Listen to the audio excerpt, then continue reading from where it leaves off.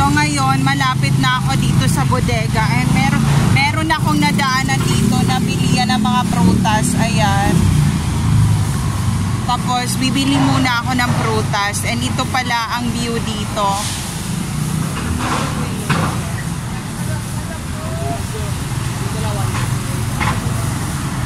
So, ayan.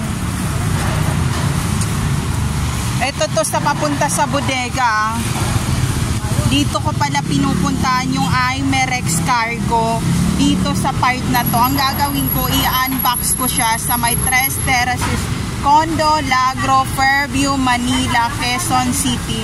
Yung aking cargo. And titingnan natin what's inside the Imerex Cargo International. So, ayun lang. I just wanna share, friends. There's no safe place to all targeted individual out there. Mag-ingat kayong lahat. So, ayun lang. Maraming salamat sa mga taong nagsasubscribe ng videos ko and nanonood ng aking YouTube channel. So, ayun lang, friends.